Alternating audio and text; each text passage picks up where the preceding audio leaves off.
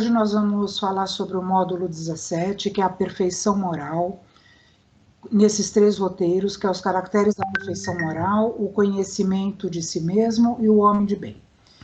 E, como eu já tinha comentado a semana passada, a gente está terminando o 2º tomo, que é o livro do Esdras, e vamos entrar depois no tomo único, que é, vamos falar mais sobre o livro dos médiuns.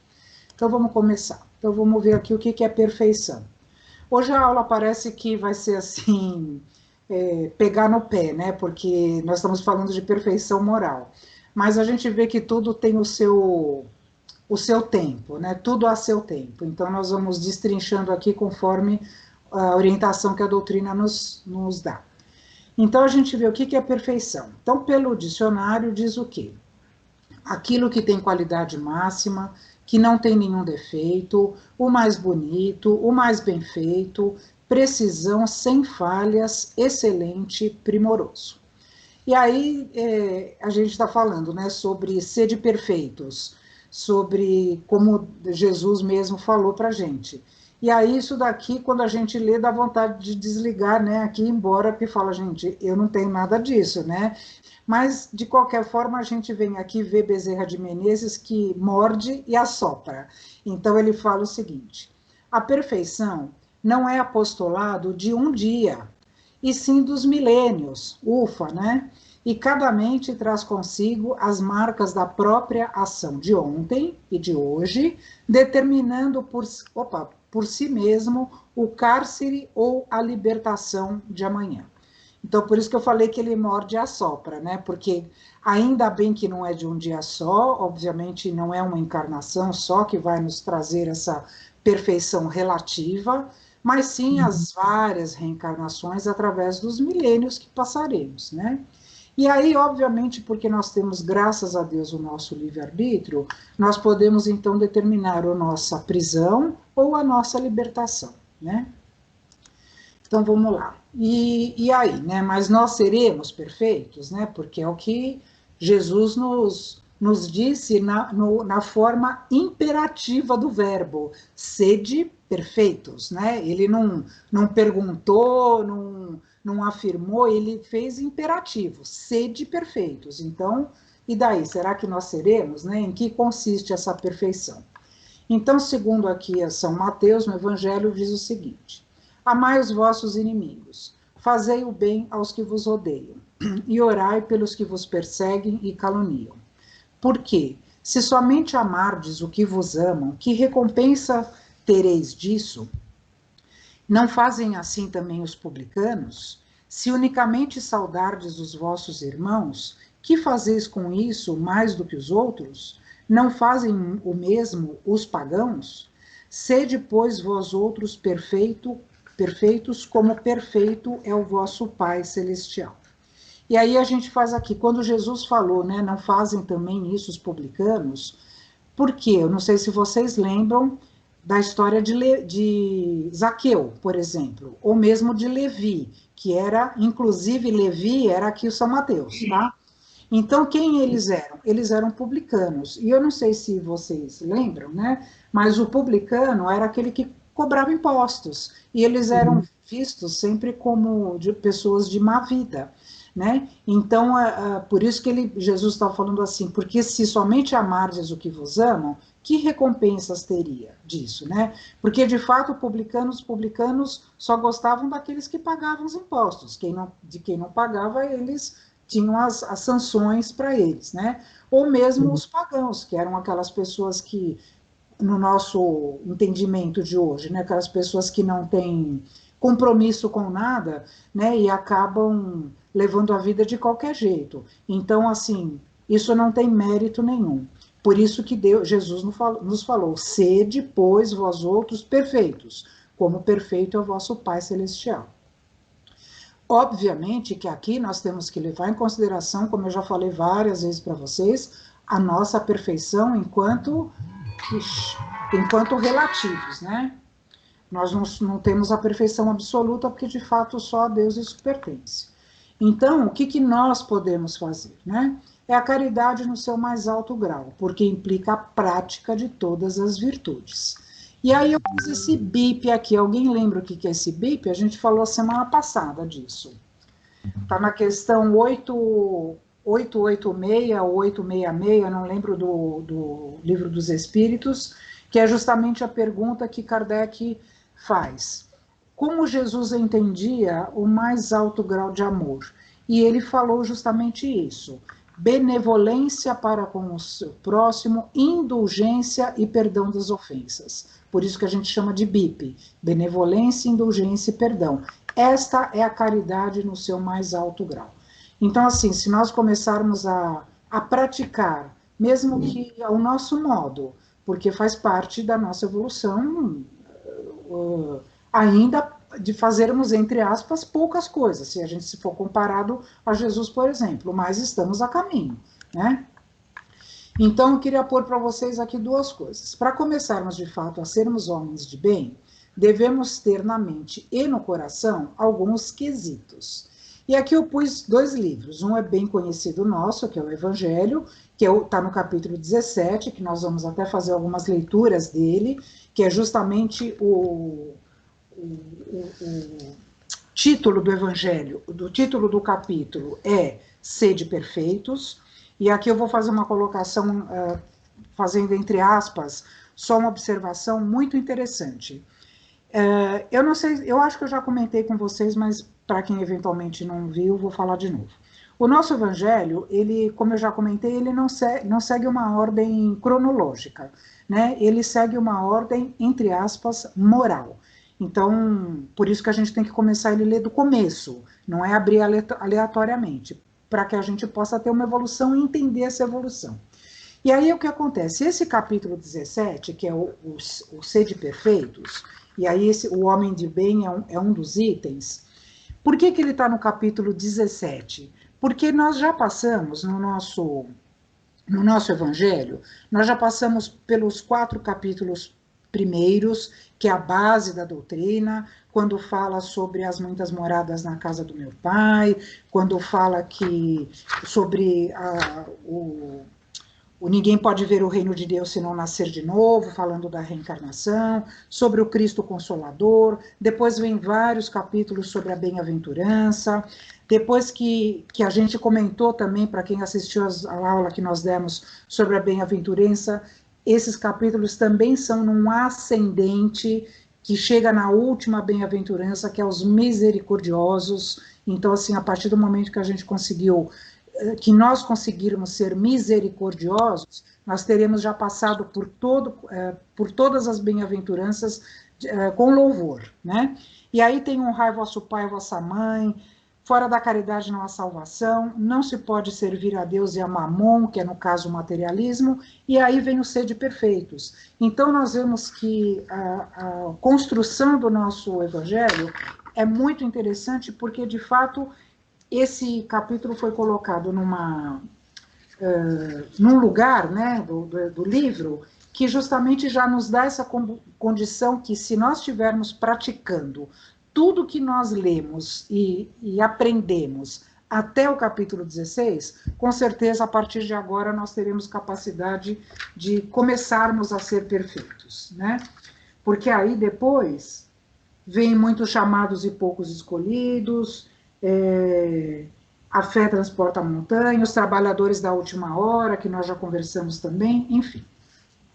Então, nós vamos ler algumas coisas desse capítulo aqui. E o outro livro que eu pus, aí isso é por minha conta e risco, chama esse livro aqui, ó, O Dom Supremo, que foi escrito por Henri Drummond, que era um pastor, e teve uma adaptação do Paulo Coelho.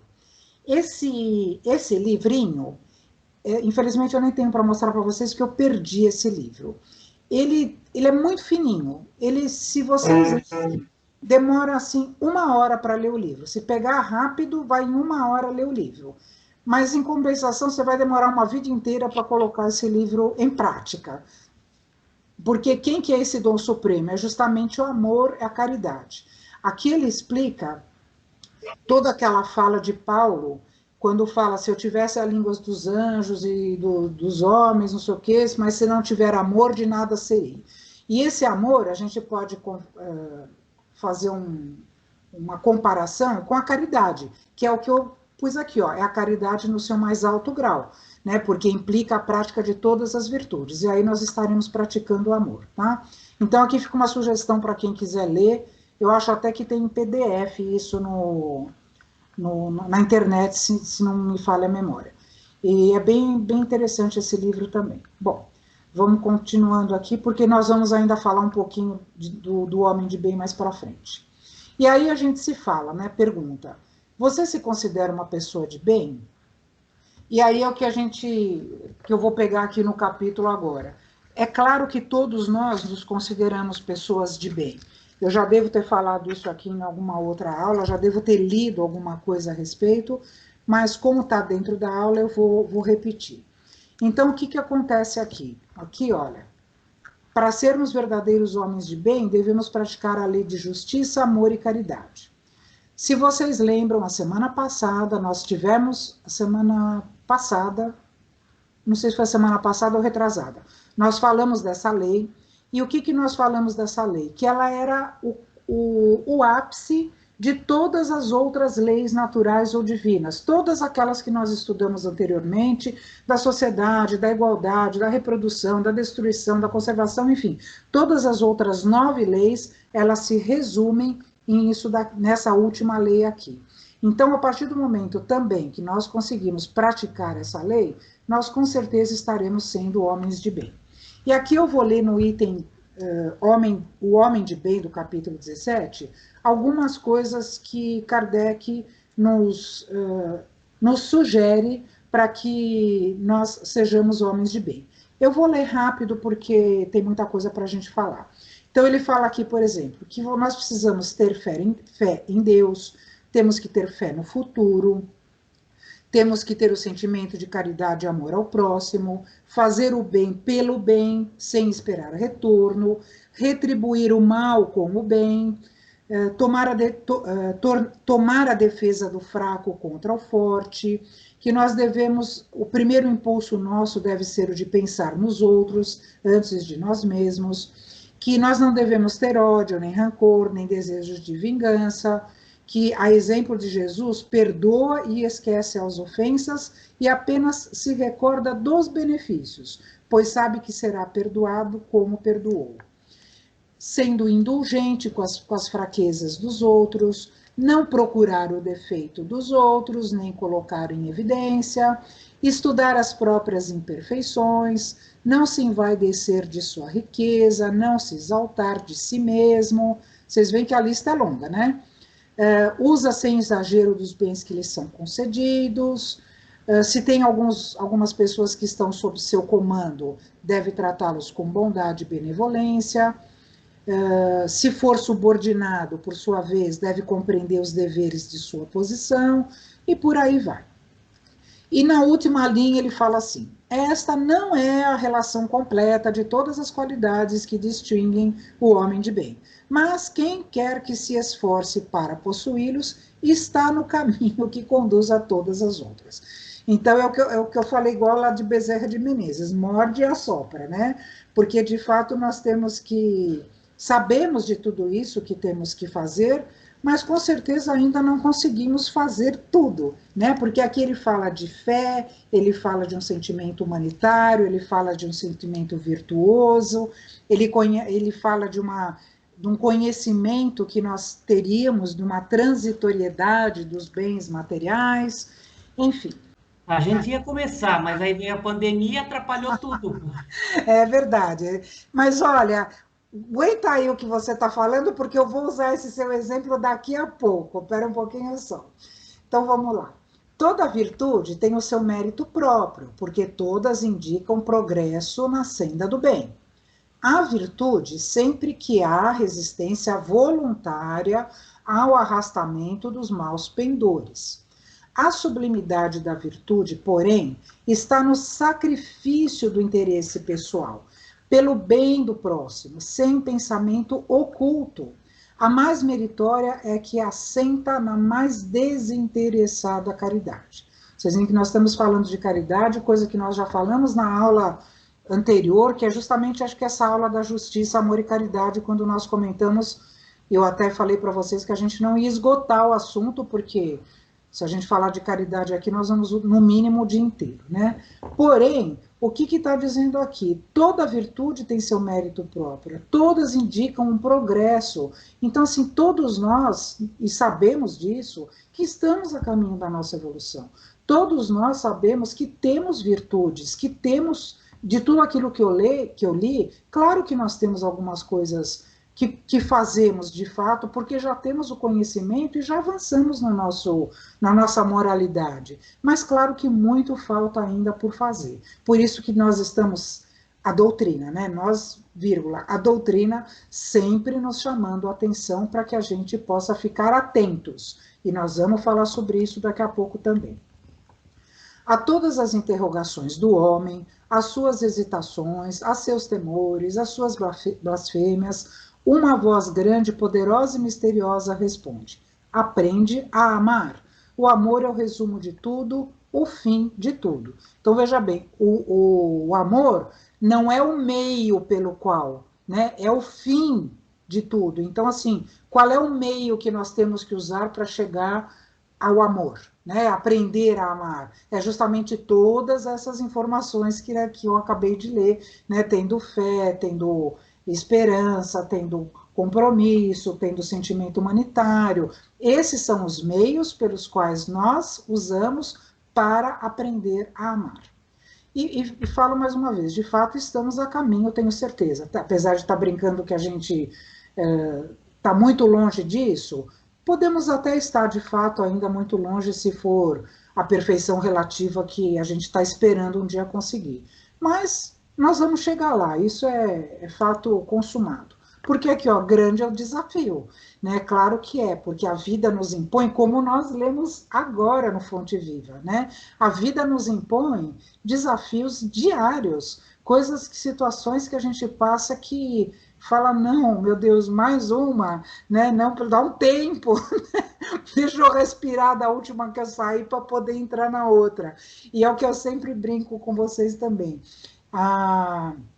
Eu já falei várias vezes isso. No livro Sinal Verde, que nós já acabamos de ler, tem uma frase do André Luiz que é a que eu mais gosto, porque é muito interessante. Depois de um problema, aguarde outro. Entendeu? Então, assim, não tem como. Aonde nós vivemos, como nós vivemos, no planeta que vivemos, na situação que vivemos, não tem como. São esses desafios diários que nós vamos enfrentando, e aí, graças a Deus, nós temos a bendita doutrina que nos dá um conforto, que nos dá uma segurança, que nos dá confiança para que nós possamos passar e resolver esses desafios, esses problemas, porque sabemos que amanhã será um outro dia, né? Então, eu particularmente agradeço demais essa oportunidade, porque a gente muitas vezes acha que vai largar a mão de tudo, que vai esmorecer,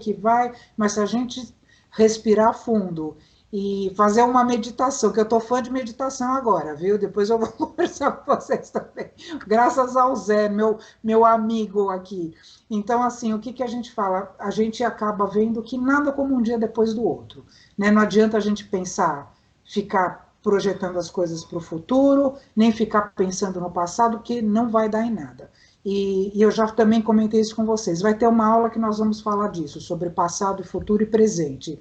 E é muito interessante porque nós temos que aprender a viver um dia de cada vez, e como disse Jesus, a cada dia os seus males, né? Então, para que eu vou ficar me preocupando com os males que eu posso não ter no futuro, né? Então, já deixa os de hoje, que já está de bom tamanho para a gente se preocupar, né? Porque qual que é a nossa meta? É a perfeição. Então, todos partimos daqui de espíritos simples e ignorantes, estamos passando aqui de espíritos imperfeitos para bons, com certeza já devemos aqui estar nessa transição, quero acreditar que sim, e aí de bons para puros, e o que é essa aqui? Ó, uma das leis naturais que nós aprendemos, lei do progresso, né? Então, assim, quando nós estudamos a lei do progresso, nós vimos que não era um progresso só físico, não era um progresso material só, né? Mas sim um progresso intelectual, um progresso moral, um progresso espiritual, enfim. é uma palavra que abrange muitas vertentes, né? E claro que isso vai nos chegar a levar à perfeição e do nosso planeta também, sabemos disso, né? Porque também nós já conversamos, o planeta também vai se modificar quando os espíritos que nele habitam estarão melhores, né? Porque aí nós não teremos necessidade de uma porção de coisas. E aí toda essa matéria, de qualquer forma, também vai progredir. E aí, ó, e aí a gente fala, né? Porque nós estamos a gente está se perguntando, né? Puxa, eu tenho que chegar na perfeição, né? Eu tenho que praticar a caridade, eu tenho que aprender a amar. Mas como eu faço isso, né? Se eu não me conheço? Porque é o que eu acho que eu li aqui em algum momento. Não adianta a gente fazer as coisas da boca para fora ou só para os outros verem, porque isso, tudo bem, vai, se você ajudar o próximo, como a gente às vezes já falou sobre isso também, né, com relação a quando tem esse pessoal na mídia que vai em hospitais, que vai, enfim, que faz essas grandes doações e aí chama a televisão para mostrar, para fazer, né? Tudo bem, está fazendo, beleza, melhor do que se não tivesse fazendo nada. Mas não precisa ficar esse alarde, né? Olha o que eu faço, porque aí nós só estamos falando do nosso orgulho, né? Que a gente vai falar daqui a pouco sobre isso também. Então, o que acontece? Nós temos que nos conhecer. E isso é um processo bem difícil, né? Vamos combinar que, assim, às vezes a gente está mais preocupado com outras coisas do que conosco mesmo. Então, vamos lá. Mas aqui, ó, mas como sabermos se já alcançamos algumas virtudes, ou mesmo se estamos no caminho correto?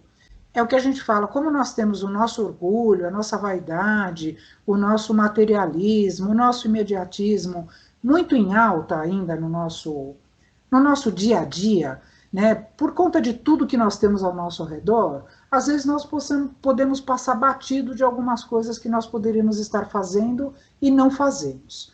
E aí, assim, tem muita coisa que a gente vai falar ainda agora que nós vamos chamar a atenção disso. Então, vamos lá. E aí tem a famosa questão 919 de Santo Agostinho, onde Kardec pergunta: qual o meio prático mais eficaz que tem o homem de se melhorar nesta vida e de resistir à atração do mal? E os espíritos respondem, aqui um sábio da antiguidade vos disse: conhece-te a ti mesmo. E aí eu já conversei com vocês, essa passagem, essa pergunta 919 é maravilhosa. Eu, se fosse vocês, eu lia, porque é muito bacana, que é justamente quando fala, que é a passagem de Santo Agostinho, quando ele fala que quando ele deita no à noite, ele encosta a cabeça no travesseiro e ele pergunta se tudo que ele fez naquele dia foi bom, se ele magoou alguém, se ele fez tudo o que ele podia fazer, ou se ele deixou de fazer voluntariamente alguma coisa. Então é bastante interessante isso para um chamamento nosso, né? E aí eu pus duas tirinhas da Mafalda aqui que eu achei interessante. Conhece-te a ti mesmo. E ela fala, é um bom conselho, mas hoje não me apetece fazer turismo dentro de mim. Né? Então, o que isso quer dizer? De fato, esse turismo, entre aspas, ele é difícil. Né? Vamos ver que, de repente, para você parar e começar a analisar todas os seus defeitos, todas as virtudes que você tem, tudo que você poderia fazer, e, como eu comentei agora, voluntariamente não fez, tudo que você poderia, todo o seu conhecimento está sendo colocado em prática, será? Será que a gente, ou só estamos adquirindo conhecimento por adquirir? Por exemplo, né? Eu tenho certeza que não é o caso de nós aqui, e acredito piamente nisso. Será que nós estamos acordando às 8h30 no sábado só para vir aqui ver a Tânia falar 1h30, fala igual uma matraca, e de repente eu desligo o computador e tchau e benção? Né? Não, eu acredito que todos nós estejamos aqui adquirindo esse conhecimento para que nós possamos refletir sobre nós mesmos, sobre isso que eu acabei de falar, como saber se já alcançamos alguma virtude, né? Como saber se eu estou no caminho correto. Então, claro que a doutrina nos traz informações e nos traz um direcionamento muito, muito, muito eficaz. Basta que nós queiramos aplicar isso em nossa vida, né? E aí tem outra aqui que eu achei legal, olha, é da Mafalda também.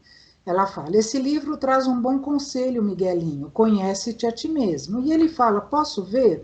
Aí folhei o livro, chacoalho o livro, ele fala, mas não traz nenhum espelhinho, né? Então, assim, por quê? A gente tem que se olhar para conhecer esse espelho, esse conhece-te a ti mesmo. Nós temos que olhar no espelho assim, com a cara lavada, né, e nos perguntarmos, quem sou eu, né?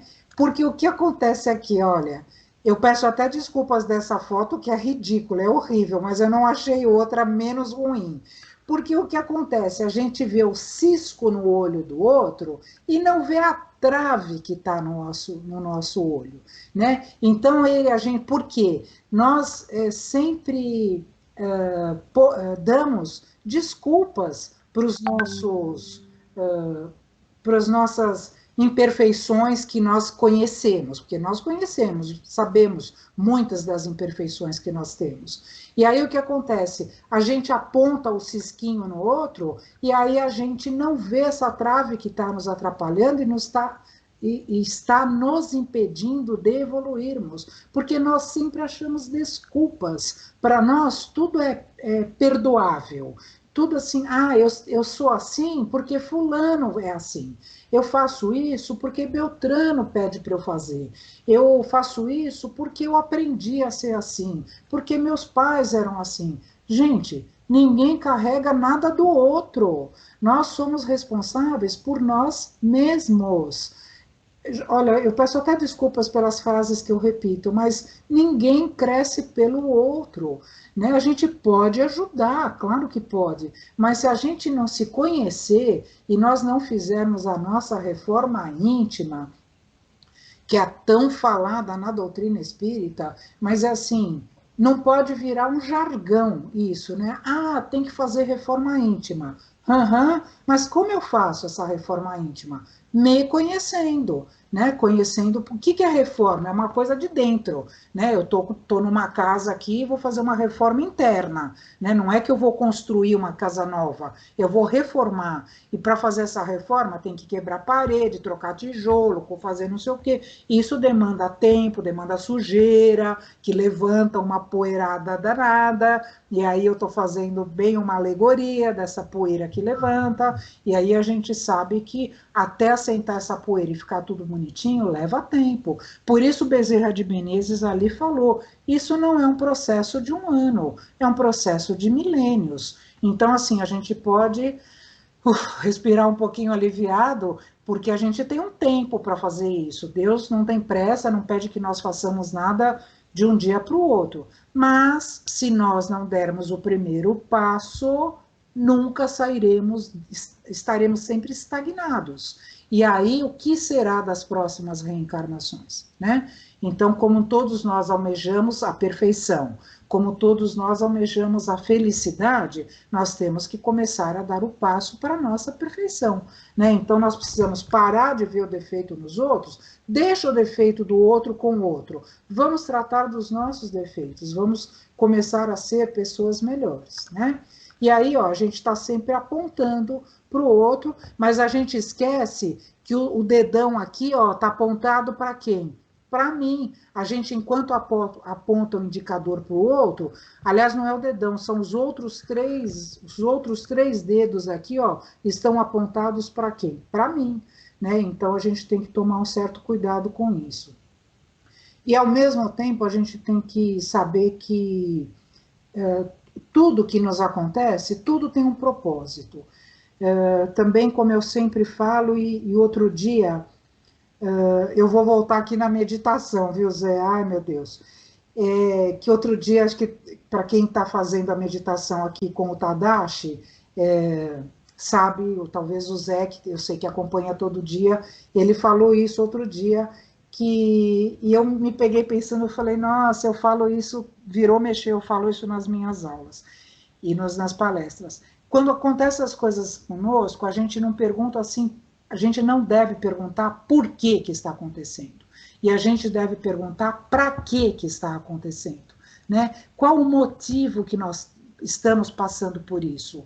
Com certeza para o nosso crescimento. Só que nós não entendemos, nós achamos que não, ai, Deus esqueceu de mim, ai, Deus me desamparou, não é nada disso, né? Quer dizer, nós somos todos iguais, somos filhos de Deus da mesma forma, não importa o que nós tenhamos feito, né? A gente já conversou sobre isso também, somos irmãos, né? Embora nós às vezes esqueçamos disso, né? Só que acontece, tudo isso tem um propósito, e o propósito é de crescimento, que hoje pode ser, até o Tadashi, talvez o Zé vai lembrar, ele comentou até do banco do carro, Zé, você está lembrado? Não sei se vocês, né, que ele falou do banco, que alguém falou para ele, um piloto, né?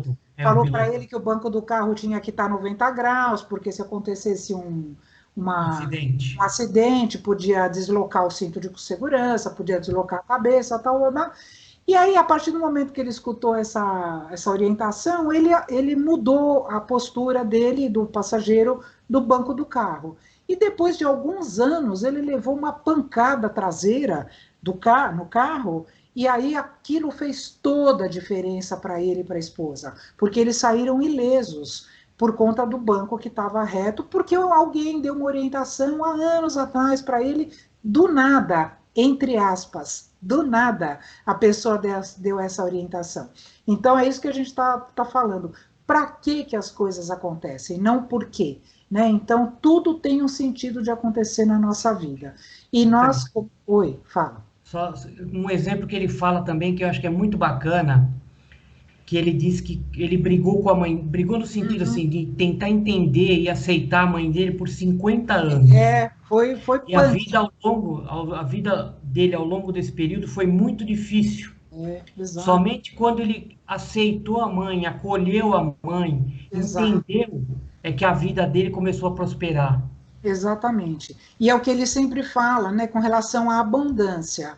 E a gente tem essa palavra como se fosse só uma coisa material. E, obviamente, que é muito mais amplo do que isso, né? Obviamente. Né? É uma abundância de sentimentos, uma abundância de pensamentos, de atitudes, né? De você ver a vida de uma outra forma, né? Então, vamos voltar aqui para a nossa aula. Então, assim, por isso que a gente tem que primeiro se conhecer para depois ajudar o outro. Se a gente vê o cisco no olho do outro, a partir do momento que eu já me curei, né, ou pelo menos estou tentando, ou que eu já me conheço, que eu já sei das minhas dificuldades e das minhas virtudes, aí sim eu posso ajudar o outro. Porque eu também sempre falo, ninguém dá o que não tem. Né? Então, assim, como é que esse cara aqui, que está com essa trava enorme no olho, vai ajudar o outro? Não vai, porque os dois vão afundar junto. É a tal história que a gente lê na Bíblia, lá de um cego levando o outro. Né? Então, não tem como. Então, aqui, ó, então vamos ver. Podemos classificar, se assim podemos chamar, o conhece-te a ti mesmo em 3 formas. E aí seria assim, né? No convívio com o próximo.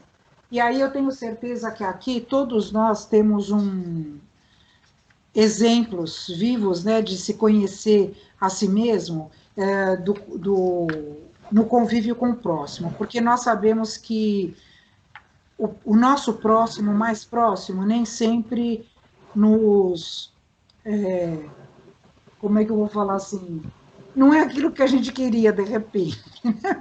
Vamos pôr assim, né? Porque, de repente, essa pessoa nos tira do sério, ou essa pessoa nos tira do prumo, ou essa pessoa nos inferniza a vida inteira, ou eu fico só preocupado com essa pessoa e não vivo a minha vida. Então, a gente começa, então, a ter que se interiorizar para ver se, de repente, esse convívio que eu estou fazendo com o próximo, o problema é dele ou o problema é meu? Se a gente fizer uma análise aí nos nossos relacionamentos, nós vamos ver que essas experiências que nós temos que passar, elas, com certeza, elas têm um propósito. Elas nos estão tentando nos chamar a atenção para alguma situação. E aí é o que eu perguntei, será que o problema é do outro ou será que o problema é meu? Né? Então, a partir do momento que a gente começa a fazer essa reflexão, com certeza esse convívio com o próximo, ele vai ficar diferente. Porque quando a gente fala assim, como é que é os bicudos se atraem, sei lá, tem alguma coisa que fala com isso, né? Então, assim, a gente sabe que a gente não está na mesma família, ou no nosso, ou com os nossos familiares, ou no nosso relacionamento, a gente não está por acaso com eles. Nós estamos porque algum propósito tem, como foi o que eu acabei de falar. Para que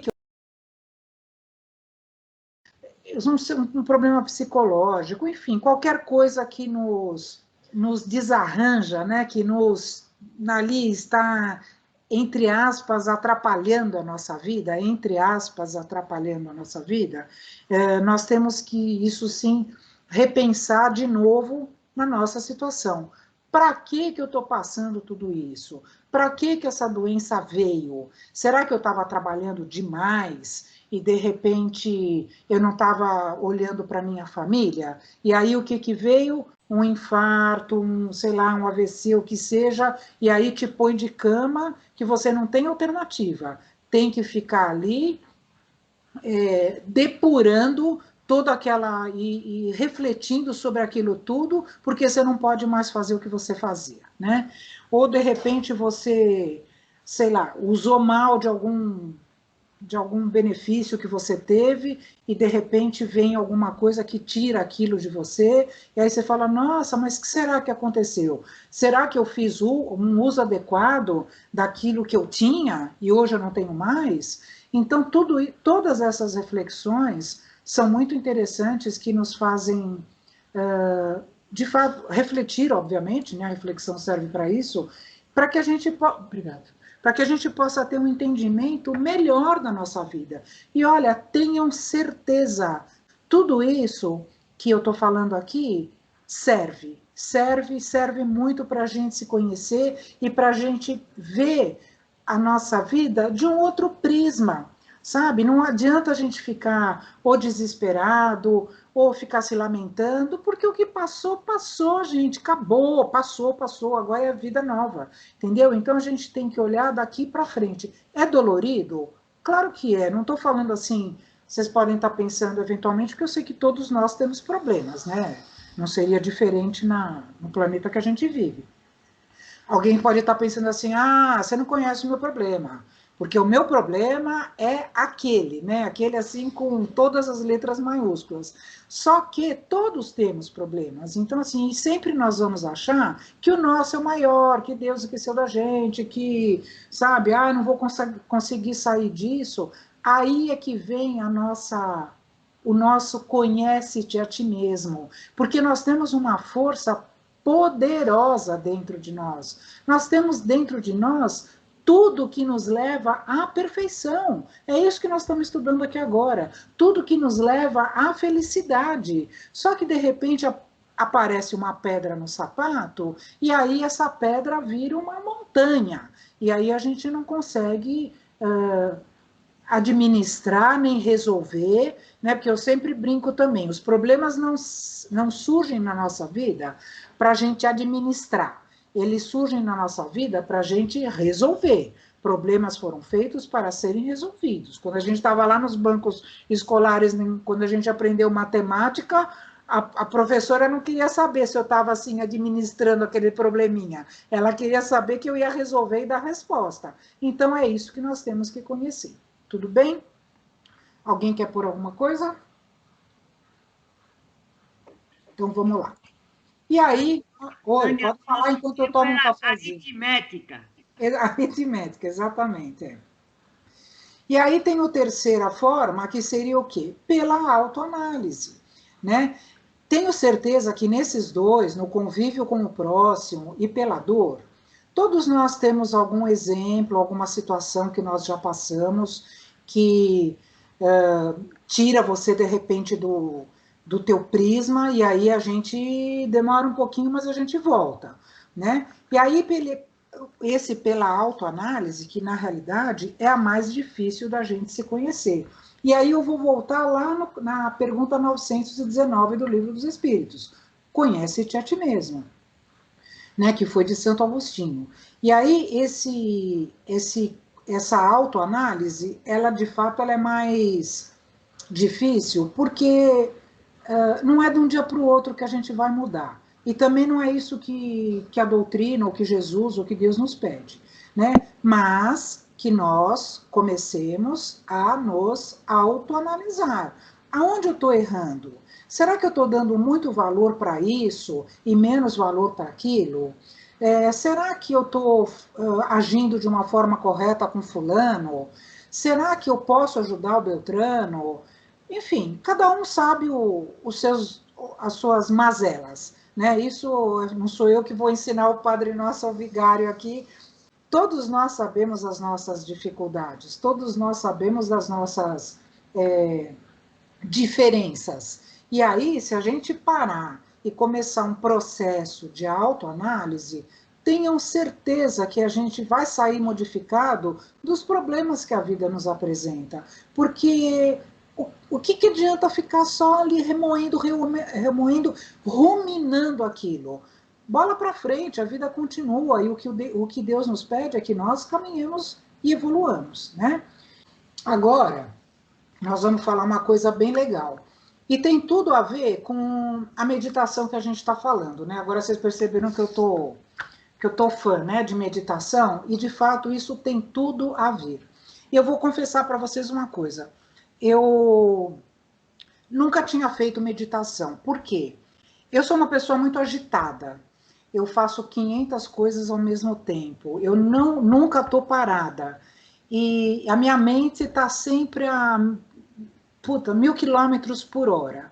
Então, o que acontece? Eu achava que não conseguiria fazer meditação, porque a meditação você tem que estar calmo, né? Você tem que estar assim, centrado, você tem que pensar no dia de hoje, você tem que relaxar, você tem que se valorizar. É isso que eu tenho aprendido no pouquíssimo tempo que eu estou fazendo a meditação. E aí a gente aprende. E aí o que eu pensava assim? A meditação sempre fala que você não pode pensar.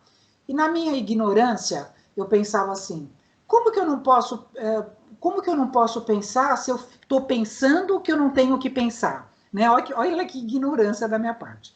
E aí eu falei assim, não vou nunca conseguir meditar, porque eu tenho que ficar pensando, não vou pensar, não vou pensar, não vou pensar, uma coisa ridícula, né? Até a hora que a gente começa a entender, a começar a ver como é que funciona e a ter orientação de pessoas qualificadas para isso, né? E saber que, por exemplo, a meditação é uma técnica milenar, né, que existe, não apareceu ontem, e que de fato funciona.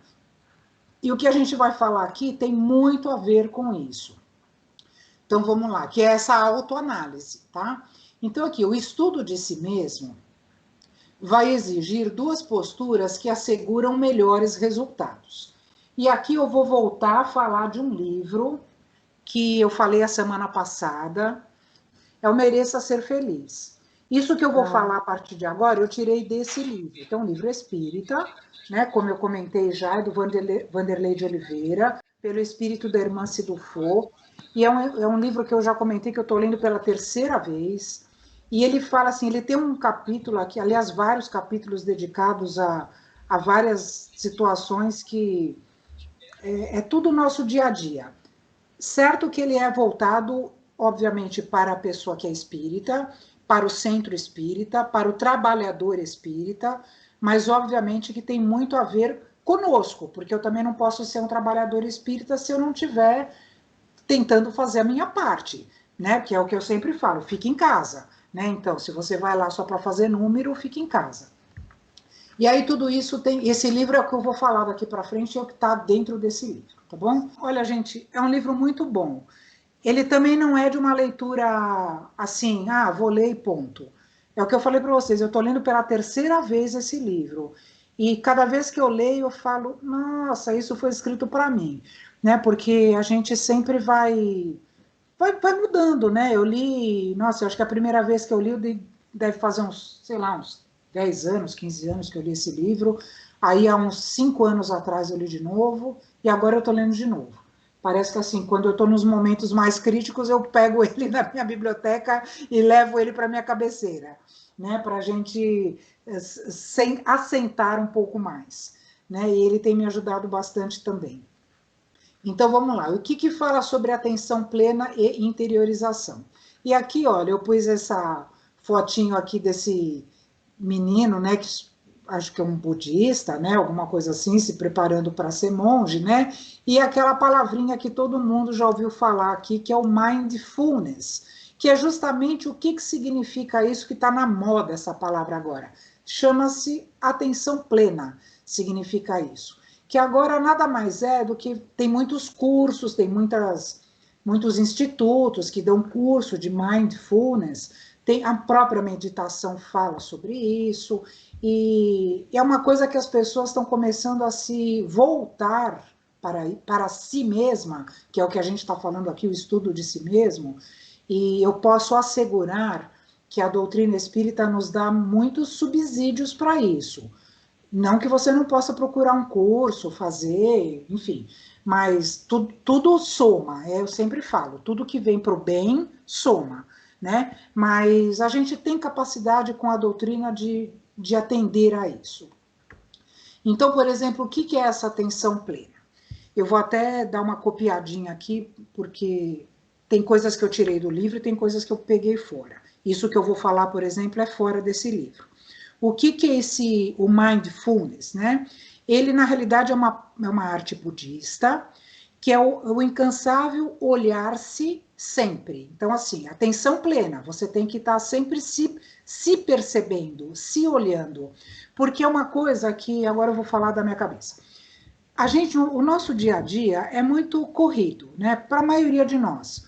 Agora estamos mais em casa, tal, mas assim mesmo com a internet a gente fica muito ligado, quem trabalha, tem reunião, encontro, papapá, né? Enfim, nós temos os nossos afazeres domésticos, a gente tem os filhos, e agora com filho em casa, então, meu Deus, né? É complicado. E marido em casa é difícil, né? Então, assim, a gente sabe que. E temos os nossos compromissos pessoais para quem trabalha, estuda, enfim. E o nosso dia a dia é muito corrido, né? Hoje agora eu tenho 8 horas isso, 9 horas aquilo, 10 horas aquilo, e a gente faz tudo no automático, porque a gente faz as coisas no automático e não tem essa atenção plena conosco mesmo. O que eu estou fazendo agora? Né? Por que eu estou pensando isso? Quais os meus compromissos? Quais os meus comprometimentos? Então, tudo isso é muito interessante. Aí eu vou voltar num artigo que eu achei lá do boom desse mindfulness. O que aconteceu?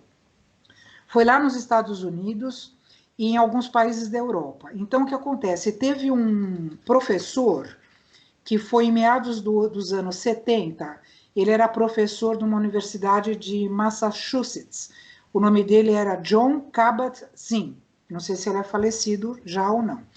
Ele resolveu tirar o conceito de atenção plena de dentro do budismo e trazê-lo para dentro das universidades, para que fosse estudado isso. Então, ele foi aperfeiçoando até ser retirado todo e qualquer aspecto religioso da prática. E assim fundamentou o primeiro programa baseado em mindfulness, para redução de estresse, atendendo casos clínicos, enfim, e aí foi. Então a gente vê que isso daqui, apesar de ter começado como uma arte budista, então tendo um cunho religioso, hoje já não se tem esse cunho religioso. Haja visto na própria meditação, quando aqui que a gente está fazendo, que o Zé está fazendo lá com o Tadashi, quando ele pede para a gente fazer uma oração, ele não fala lá, pede para o seu anjo da guarda, ou pede para o seu... Enfim, ele pede assim, dentro da sua crença, né? Então, assim, para o seu xamã, para o seu Deus, para o seu... Enfim, cada um acredita em alguma coisa. Então, você se liga com aquilo que você acredita, né? É muito interessante isso. Então, a gente vê aqui que essa atenção plena que a gente está tendo conosco mesmo, durante um momento de interiorização, que é o que a gente vai chegar daqui a pouco, não tem cunho religioso, tá? Mas, obviamente, que você pode agregar isso no seu modo de pensar, né? Bom, então, deixa eu ver aqui. Então, essa atenção plena está mais ou menos entendido, né? A gente tem que prestar atenção em nós, no nosso dia a dia, no que nós estamos fazendo, mesmo que seja na nossa rotina. Sou eu, a Roseli. Fala. O mindfulness, ele faz parte do que hoje é chamada de medicina tradicional complementar e integrativa, Sim, MTCI, sim. aonde a OPA está fazendo uma grande vitrine agora, e uma das vitrines é da espiritualidade. É legal. Esse é o meu tema de doutorado. Tá? Que bacana. Se vocês um dia quiserem fazer, eu tenho uma aula que chama-se Cuidando de Mim, porque tudo começa como o avião, coloca a máscara primeiro em você para você poder ajudar o próximo. Isso. Então, na medicina tradicional complementar integrativa, qual é o conceito básico? São 5 pilares. Sim. O corpo, a mente, a emoção, a espiritualidade no sentido de valores, Sim. e também tem a religiosidade de cada um, aqueles que têm, e o meio ambiente em que se vive. Tá? Então, se vocês quiserem, depois eu falo sobre... E no SUS já está sendo implantado, já tem 29 práticas integrativas pagas pelo SUS de São Paulo. O município de São Paulo é o que mais tem práticas, tá? E se vocês quiserem, depois eu me proponho a dar uma aula para vocês. Mas já está convidada. Pode ser uma terça-feira, Tânia. Olha, por favor, a gente conversa depois sobre isso, mas tá já está bom, convidada. mas é só para vocês saberem. Aguenta no final da aula. Do SUS. Roseli, não vai embora, porque a gente vai conversar depois no final da aula. Tá bom, tá bom. Eu só vou continuar aqui para a gente não né, dar o nosso horário aqui correto. Bom, e aí nós temos a interiorização. O que é isso? Então, a partir do momento que você tem uma atenção plena sobre si, você precisa começar a interiorizar isso. Então, não basta você só autoconhecer, você precisa se enfrentar o seu mundo interior, né? Você precisa admitir para si a natureza dos seus sentimentos, estudar as reações perante a vida. Então, isso que é uma interiorização. Por exemplo, as pessoas que são muito explosivas, né? Pisou no pé, já faz um escarcéu. Então, assim, a partir do momento... Eu dei esse exemplo, mas claro que enfim. Por exemplo, essa pessoa, se ela tem um propósito de se conhecer, então o que acontece? Ela vai começar a ter já atenção para que ela não tenha esse comportamento. Pisaram no pé dela, o que ela vai fazer, como a gente brinca? Põe água benta na boca, né? Fecha a boca e não explode. Né? Não abra a boca, porque senão vai cair a água. Então, o que acontece? Essa é a interiorização. É você ter interiormente se conhecer e ter essa postura dessa atenção plena quanto às reações, os comportamentos que você tem perante a vida.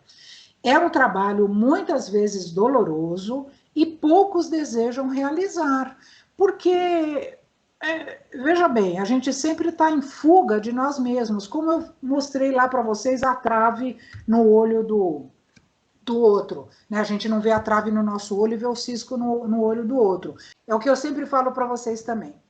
Quando eu brinco do evangelho, se você pegou o evangelho segundo o espiritismo na mão e ficou com ele 20 minutos, eu sempre brinco com vocês. Tá ferrado, porque foi dada a oportunidade de você se melhorar. Se você não quiser se melhorar, nem pega o livro na mão, porque aí você vai ser menos cobrado por uma coisa que você não tinha conhecimento. Claro, a gente não é cobrado por uma coisa que não conhece, mas a partir do momento que nos é dada essa oportunidade do conhecimento, o que acontece? Aí aguenta as consequências, porque nós já temos essa condição de nos melhorarmos, de interiorizar todo esse autoconhecimento que nós estamos fazendo. E aí tem uma frase aqui que é fantástica, olha. Assim, atenção plena é vigília. O que é vigília? É você ficar acordado. E interiorização é a investigação permanente de si mesmo. Então, se eu me mantenho sempre atento, quando acontece alguma coisa comigo, eu vou pensar antes de agir. Né? É a tal história. Aqui nós vamos começar a falar de pensamento. Olha, importante, para começarmos a refletir sobre o que nos permite acreditar que teremos a oportunidade de alcançarmos estas virtudes que nos fala a doutrina. Nós estamos, obviamente, baseados todos na doutrina espírita. Primeiro, as reencarnações, porque, como disse Bezerra de Menezes lá no segundo slide que eu pus, não é em um ano, não é em um dia que você vai se melhorar, não é em um ano, não é em um dia, nenhuma encarnação, que nós vamos alcançar todas essas virtudes para sermos homens de bem, homens perfeitos, perfeição relativa e felicidade relativa. Então, as encarnações nos dão essa oportunidade. Por isso que eu falo, se nós sabemos que nós temos muitos defeitos, porque é sempre assim, né? Se a gente fizer uma contabilidade aqui nossa e dividir lá débitos e créditos, a gente sempre vai achar que nós não somos merecedores de muitas coisas e temos em débito muitas coisas. Dependendo, pode ser verdade ou não, cada um sabe da sua vida. Mas, por exemplo, se nós temos alguns débitos que nós sabemos e temos ciência que nós temos que nos melhorar com relação a isso, né? Que nós temos que repensar, fazer essa autoanálise, essa interiorização. Mas se eu tenho uma meia dúzia de débitos, não adianta que nós não vamos conseguir fazer isso tudo numa encarnação só. Não é da porta para frente que a gente vai ganhar asa. Então escolhe uma e fala, eu vou trabalhar nessa reencarnação, isso. Já está muito bom, gente, porque nós temos várias encarnações pela frente. Pelo menos essa a gente vira a página, né? Que eu costumo brincar com isso. Aí, mas podemos começar agora. Não precisamos jogar para frente e não fazermos nada hoje. Toda caminhada começa com um passo, né? Tânia. Oi. Eu não sei se o exemplo é válido ou não. Você estava nos ensinando sobre o tempo para a gente crescer, que numa encarnação não é suficiente. Eu lembrei de André Luiz. Sim. Ele era médico, desencarnou por excessos, foi direto para o umbral. Sim. Ele foi resgatado, ele tomou conhecimento da plenitude do plano espiritual e fez o que fez as suas obras. Sim. Isso não é exemplo, mas será que esse é o caminho? Não, claro, sempre é um exemplo, porque nós temos hoje André Luiz como um exemplo, né? Então, o que nós estamos tentando falar aqui, que, por exemplo, se nós ainda, enquanto encarnado, porque ele não tinha essa oportunidade enquanto encarnado, né? Ele era um médico, foi um médico, né? Que nós sabemos que foi Carlos Chagas, até qualquer dia eu gostaria até de fazer uma aula sobre isso, que eu tenho bastante material a respeito. Então, ele foi um médico, até onde a gente sabe, e ele não teve, enquanto encarnado, a oportunidade desse conhecimento que nós temos hoje. Então, é um exemplo válido, só que nós, entre aspas ali, estamos um passo na frente de quando ele é encarnado, porque nós já temos o conhecimento. Então, a partir do momento, nós já podemos começar a nos melhorar antes do que ele teve, porque ele só teve quando já tinha desencarnado, tá certo? Então, por isso que a gente já tem essa oportunidade e vamos, então, vamos ser felizes, né, como diz o Tadashi, vamos tentar fazer a nossa parte aqui, tudo bem? Okay, então, vamos lá. Então, aqui, olha, o nosso encontro conosco mesmo, com vistas à perfeição, começa com a disciplina do pensamento, que eu comentei com vocês lá, que a gente ia conversar um pouco a respeito disso, que isso também é outro tema que dá um dia inteiro para conversar. Aqui, eu pus para vocês que eu vou mandar, são dois links de dois no YouTube. Aqui tem mais de quase meia hora cada um, é muito interessante, que fala sobre o pensamento. Se vocês quiserem assistir, eu recomendo. Então, vamos ver aqui sobre pensamento, o que Leon Denis nos diz no livro O Problema do Ser, do Destino e da Dor. Se meditarmos em assuntos elevados, na sabedoria, no dever, no sacrifício, nosso ser impregna-se, pouco a pouco, das qualidades de nosso pensamento. É por isso que a prece improvisada, ardente, o impulso da alma para as potências infinitas tem tanta virtude. Nesse diálogo solene do ser com a sua causa, o influxo do alto invade-nos e desperta sentidos novos. Então vejam como o pensamento é muito importante para tudo isso que nós estamos falando aqui agora. Olha, essa atenção plena e essa interiorização, porque tudo começa no pensamento. Se nós não tivermos disciplina nos nossos pensamentos, o que vai acontecer? Tudo vai ficar impregnado, a nossa vida, a nossa aura, o nosso psicossoma, que é justamente tudo que está em volta de nós, todas as os nossos corpos, como nós já aprendemos lá atrás, vai ficar tudo impregnado desses nossos pensamentos. E aí, a qualidade deles, quem que dá a qualidade dos nossos pensamentos? Nós, né? Nós é que pensamos, porque ninguém pensa por nós. Então, assim, se eu quiser refletir sobre o meu autoconhecimento, sobre a minha interiorização, eu tenho que mudar a qualidade do meu pensamento. Tudo bem? Então, isso assim é uma coisa muito básica para que a gente possa só refletir a respeito. Pois não. Apesar de ser básico, é a parte mais difícil, viu? Então, exatamente. Olha, eu vou dar outro exemplo aqui do Tadashi. Hoje vocês estão falando, e a Tânia gostou do homem lá, gostei mesmo. Então, olha, outro dia ele falou um negócio, porque ele faz uma sugestão para a gente fazer uns 40 dias lá de algumas situações, e ele fala do jejum.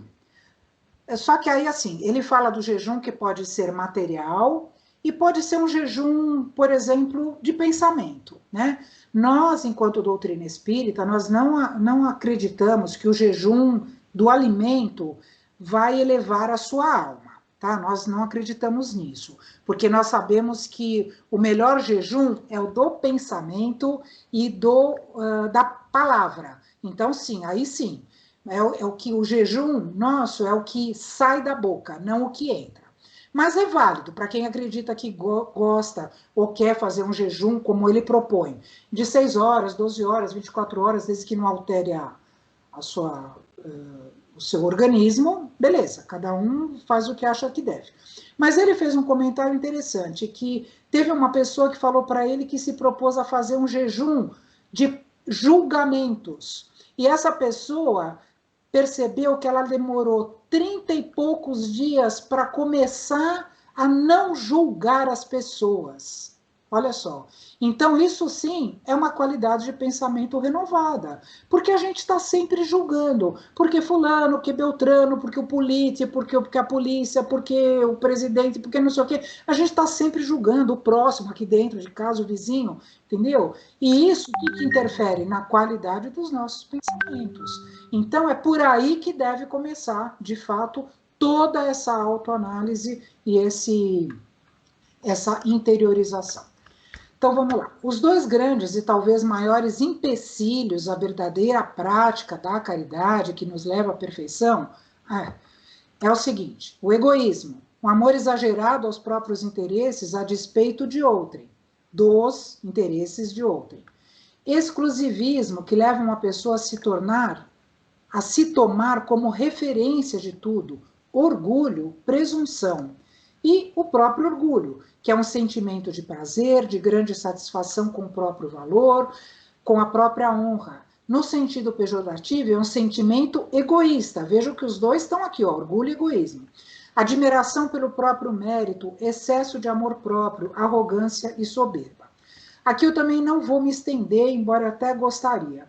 Nesse livro que eu falei para vocês, O Mereça Ser Feliz, tem um capítulo que chama Estudando o Orgulho, é o capítulo 3. Estudando o Orgulho. Eu, quando li a primeira vez, escrevi a lápis aqui, que capítulo? E coloquei 3 exclamações. Então, assim, é uma coisa doida para a gente estudar o orgulho que existe em nós. E aqui eu vou fazer uma ressalva. Não um orgulho que você tem, que faz parte da sua própria da própria lei de conservação, assim como o egoísmo, mas veja bem o que eu vou falar, no sentido de você se preservar, né? Então, assim, eu tenho um orgulho, por exemplo, de, sei lá, um filho que entrou numa faculdade, eu tenho um orgulho porque eu consegui comprar uma casa com meu próprio mérito, com as minhas economias, com meu próprio trabalho, eu não passei em cima de ninguém. Claro que isso é um orgulho saudável, faz parte da sua autoestima, mas isso não pode ser exacerbado. Aliás, eu vou ler só uma frase aqui que ele fala do orgulho, rapidinho, que é muito interessante, quer ver?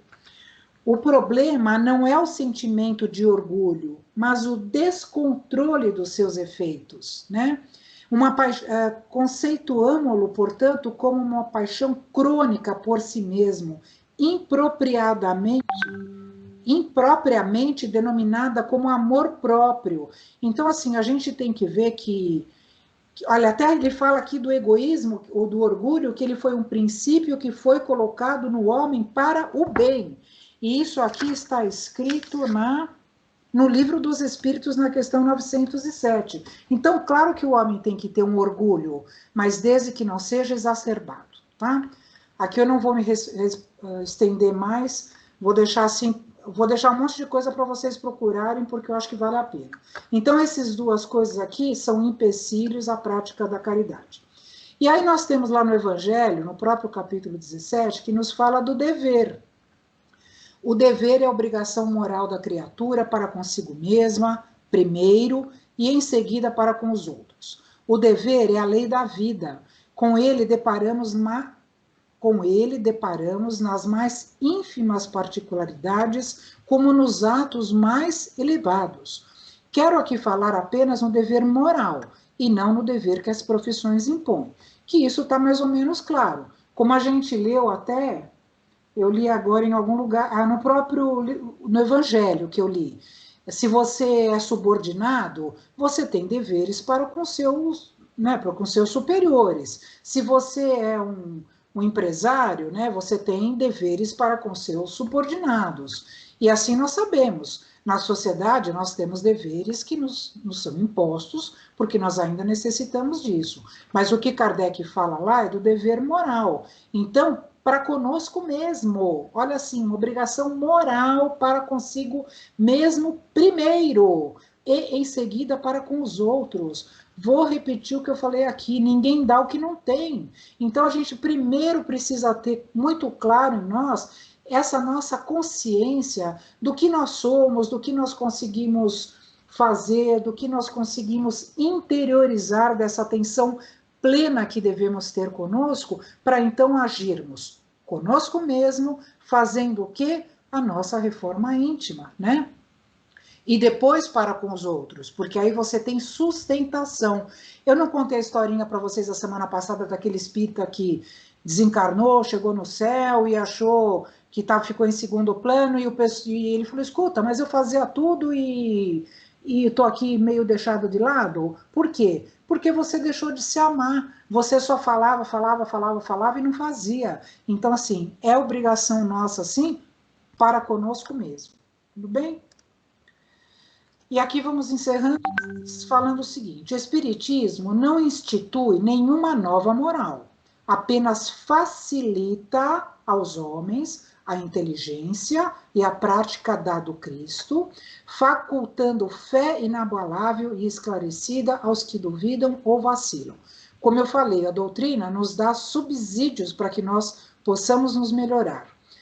Por isso, afirma Kardec, reconhece-se o verdadeiro espírita pela sua transformação moral e pelos esforços que emprega para domar suas más inclinações.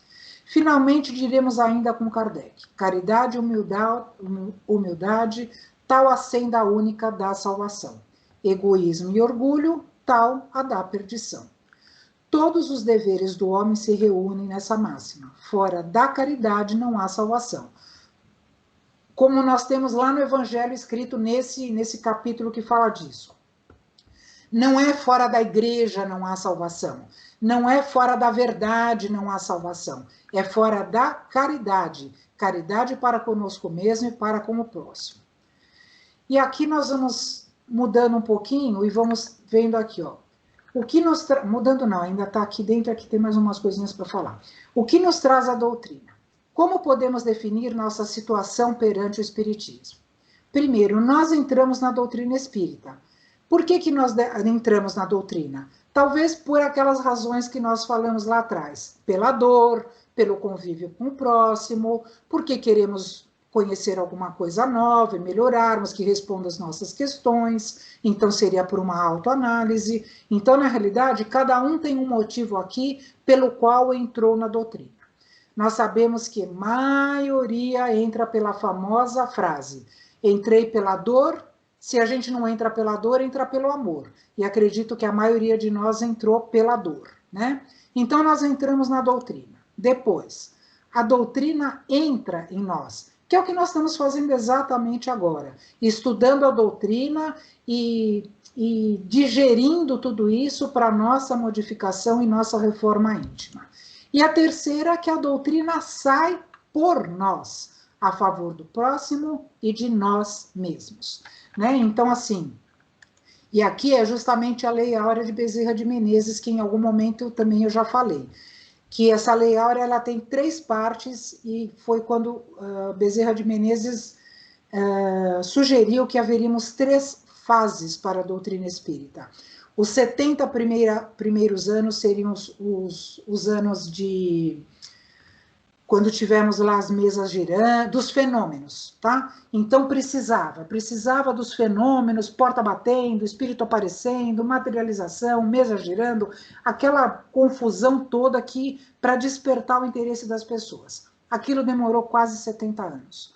Os segundos 70 anos, quando vieram as obras espíritas, aí quando, por exemplo, Chico Xavier, que escreveu mais de 400 obras, e depois, os 70 últimos anos, que é o que nós estamos vivendo agora, é quando justamente a doutrina passa do cérebro para o coração. É essa parte aqui, a doutrina sai por nós. Então, a hora que a gente interiorizou a doutrina, entendeu o nosso compromisso com ela, e obviamente conosco, aliás, o compromisso é conosco, né? Ela é um facilitador para nós, né? Para nós chegarmos ao fim. Qual que é o fim que eu falei lá no começo? O amor, né? Então, isso tudo é o que nos desperta, né? E aí, essa parte acabamos. E aí, só para encerrar aqui a parte, eu vou falar rapidamente dos bons espíritas, que está lá no nosso módulo, que é o segundo livro dos méritos, nós temos algumas classificações. Então, são os experimentadores, que são aqueles que creem simplesmente nas manifestações. O espiritismo é apenas uma ciência de observação. É aquele que acha legal, tal, mas deixa para lá, né? Depois nós temos o imperfeito. Compreendem sua parte filosófica, admiram a moral daí decorrente, mas não a praticam. É para os outros. Para mim, ainda não. É o que eu falei de segurar o evangelho na mão, né? São esses que são simpatizantes da doutrina. Aí temos os exaltados, que são levados pelo entusiasmo exagerado. São iludidos pelos espíritos mistificadores, espécie mais nociva do que útil à causa do espiritismo. E aqui nós temos, por exemplo, alguns médiuns que se acham, é a palavra certa, né? E aí eles são acham que tudo é com eles, que Jesus encarna neles, aquelas coisas que de vez em quando a gente vê ali. Cuidado, né? Cuidado, porque isso daqui de fato faz mais mal, como está dizendo aqui, é mais nocivo do que útil à causa do espiritismo. Por isso que a doutrina nos pede a razão. A razão. Tudo tem que passar pelo crivo da razão. E o último são os cristãos. Admiram a moral espírita, a praticam, a caridade é sua regra de conduta. Então, que nós possamos ser aqui os bons espíritas cristãos, né?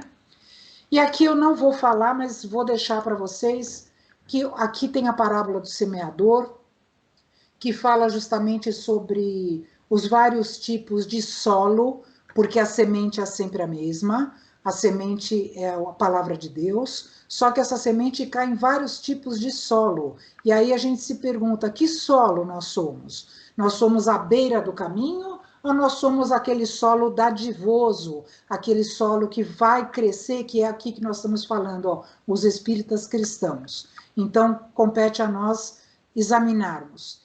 E aí eu também ia falar da parábola do bom samaritano, que nós já comentamos rapidamente numa outra oportunidade. Hoje, se desse tempo, eu ia esmiuçar a palavra. Mas ela justamente fala de todas as qualidades do homem de bem, que é justamente os que almejam alcançar a perfeição moral. Mas, aqui eu ia comentar alguma coisa, mas deixa quieto. Vocês podem procurar, eu vou deixar um monte de lição de casa para vocês aí. Podem procurar a parábola do bom samaritano, a parábola do semeador, e como diz o Tadashi, vamos ser felizes, tá certo? Então, crianças, era isso que eu tinha para falar hoje para vocês. Bom, deixa eu parar de gravar.